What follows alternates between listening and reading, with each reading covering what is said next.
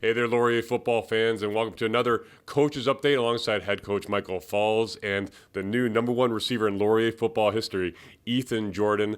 And they're coming off another big win on homecoming to stay number one in the country for the fifth week in a row. And that's the first time in Laurier football history the program sat in that position for 5 consecutive weeks. And coach, looking at this homecoming result, were you happy with the overall consistency that the team brought from the defense, offense, and special teams perspective?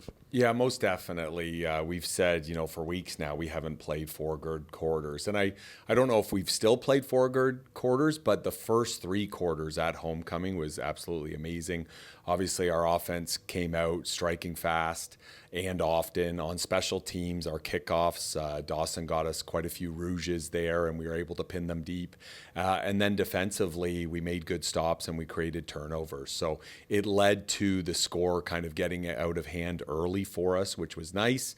It was 25 degrees and sunny with a beautiful crowd, so it was a good day for Laurier football. Yeah, you mentioned Dawson Hodge setting a new program record as well for most kickoff yards in a game. That win certainly playing a bit of a friend to our well-known kicker in Dawson Hodge and veteran kicker in Dawson Hodge. But turning to you, Ethan, or EJ as everyone seems to call you around here too, you not only became the new program leader in all-time receiving yards, it was all-time touchdown receptions, and why don't we throw in the mix there, the most receptions in a career in OUA history, sitting at 212 right now. Hearing all that, I know you're a humble guy, but how has this settled in your mind, knowing that you're a record holder in all these categories? Yeah, for sure. It's still settling in a little bit. It's pretty surreal, and I'm just extremely grateful. Obviously, it's pretty special. There's, been a lot of great guys come through, this league. A lot of great guys that have come through Laurier, Talbot, Steph Potasic, Curly Gittins. So I'm just extremely grateful, that I was able to do this, but obviously it didn't happen all by myself. Obviously, Todd Galloway, Michael Faulds building a great culture, Taylor Elgersma with my first 4 years, and then Cal Wither here with the last year. So there's lots of key pieces that allowed me to get this award, and I'm just extremely so grateful for it. Yeah, you touched on a key point there with being able to receive a football on a regular basis from the Heck Crichton Award winner and Taylor Elgersma, now from another pretty darn good quarterback in Cal Wither, who leads the OUA in passing touchdowns. Do you realize just how fortunate you are game to game to be able to connect with such quality, quarterbacks? Yeah, definitely 100%. Obviously, like you see in a lot of different leagues, even in the NFL, a great receiver, is limited when the quarterback isn't, pulling his end of the bargain or pulling his weight. So I've been blessed to have, Taylor and now Cal to their, elite players, and they've been able to get me the ball, in the offense, and I'm extremely grateful for that.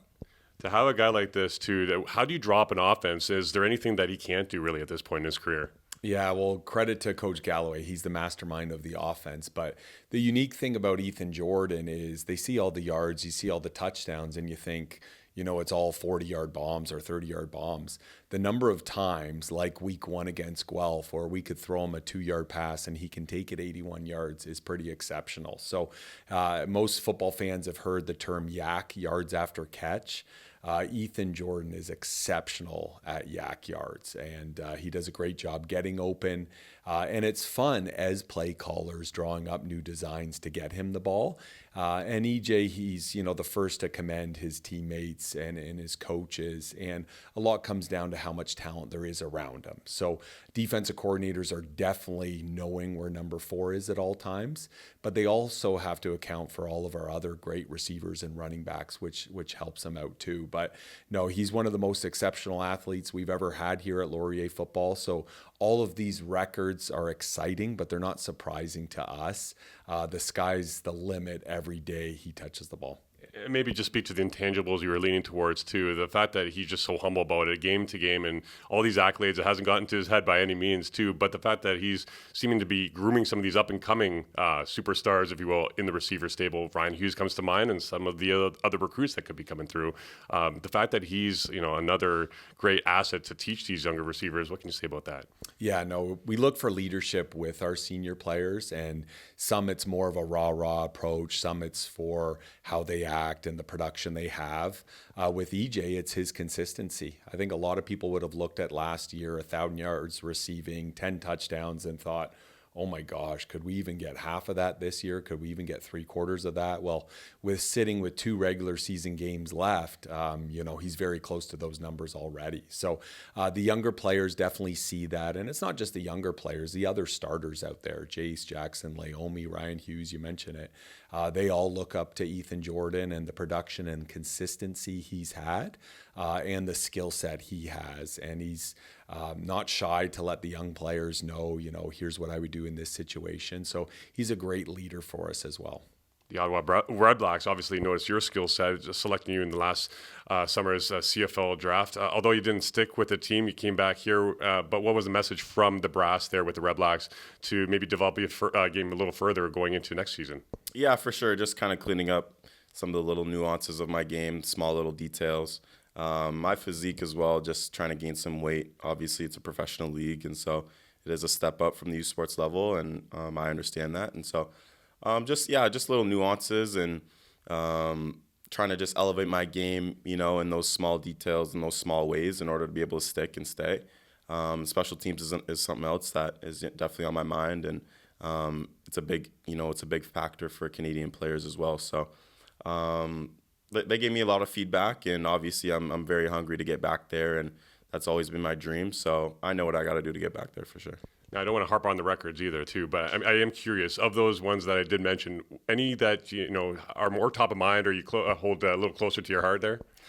Honestly, they're all pretty special. Obviously, yards is probably the one I put at the top, but honestly, they're all special, and I'm extremely grateful for all of them. Now, Coach, we've got the bye week now, time to kind of regroup and re-energize the team. How's the team looking right now from a health perspective, and what's kind of the game plan through this whole week, preparing for Carleton next Friday, rather? Yeah, first off, we're pleased with where our bye is located. We've had some seasons like last year where it was the second week of the season.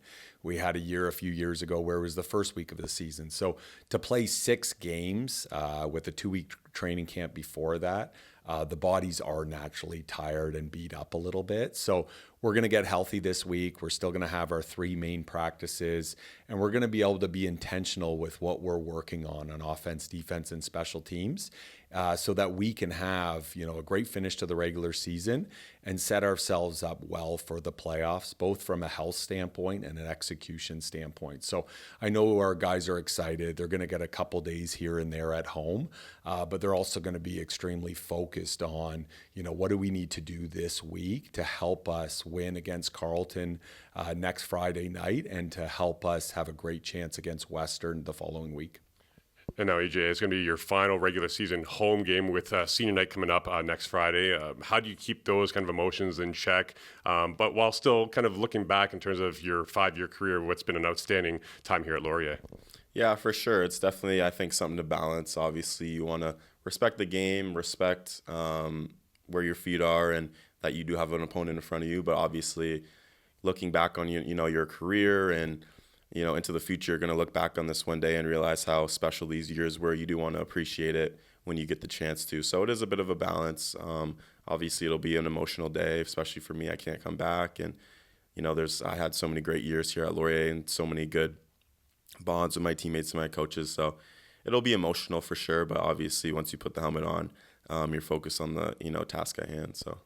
Well, make sure to get your chance to celebrate Ethan Jordan and the other graduating Laurier football players next Friday night. Kickoff here at University Stadium is at 7 p.m. against the Carleton Ravens. Tickets available at tickets.laurierathletics.com. Make sure to visit laurierathletics.com for all your latest Laurier football news, and hit like and subscribe on this YouTube video when you get the chance. So for receiver Ethan Jordan, for head coach Michael Faulds, I'm Dan Paulchuk. Go Hawks, go. Boom!